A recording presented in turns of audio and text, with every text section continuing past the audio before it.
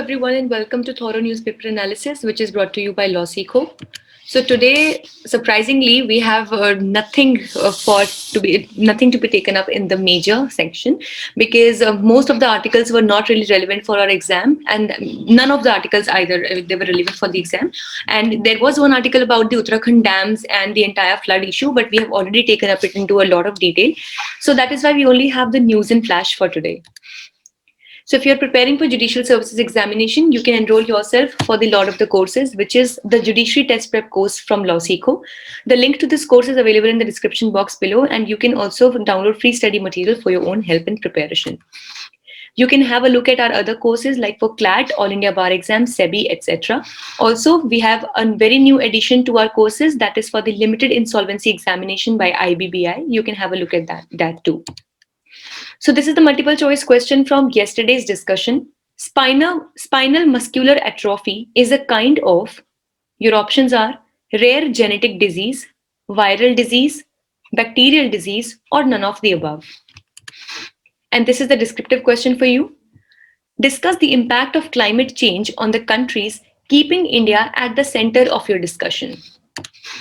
So basically, there was one article in the Hindu which had a few things that we can be taking up, that we can take up in the news in flash, because these things can be asked in our prelims exam. So the first thing which was there in the adaptation summit, and in that there were discussions about various other things. So it was hosted, it is the Climate Adaptation Summit. It was hosted by the Netherlands on January 25 and 26 to provide a valuable opportunity to the international community for collective action to realize a more climate resilient future. As we know that the world entirely in totality is struggling hugely from the problem of climate change. So that is why this Climate Adaptation Summit 2021 in Netherlands actually gave the nations a chance to come together and come to a collective action for a climate resilient future. So here we had the Australia-India Joint Energy Dialogue. It was done to strengthen cooperation in pumped hydro storage, cost-effective battery technologies, hydrogen and coal gasification, adoption of clean energy technology, fly ash management technologies, and solar forecasting and scheduling. So basically all the things that deal to a more sustainable environment and sustainable use of the energy. Then these two things are very important. Firstly is the Coalition for Disaster Resilient Infrastructure.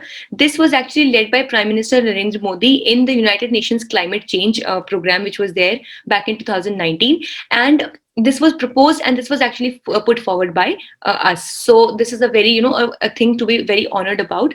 And it helps to ensure our infrastructure is resilient and adapts to the effects of changing climate.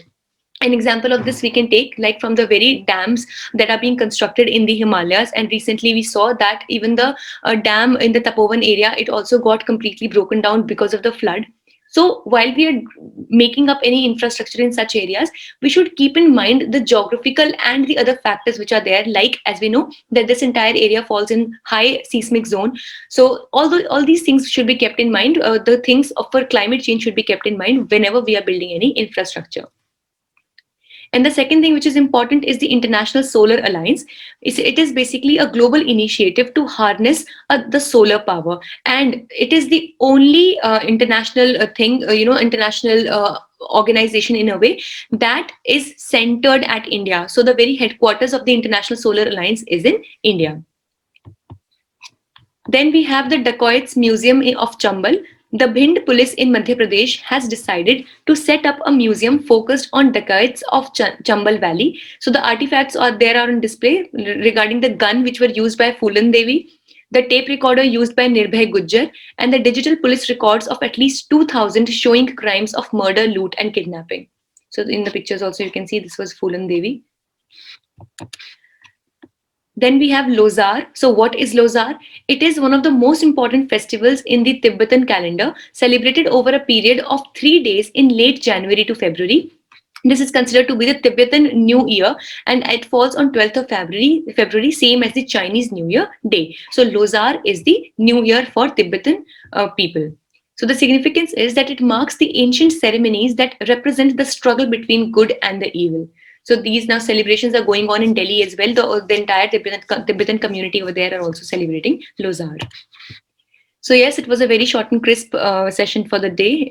We hope it was a good one for you. If in case you wish to download the PDF of these slides, you can join a Telegram group. The link is there in the description box below. Thank you so much.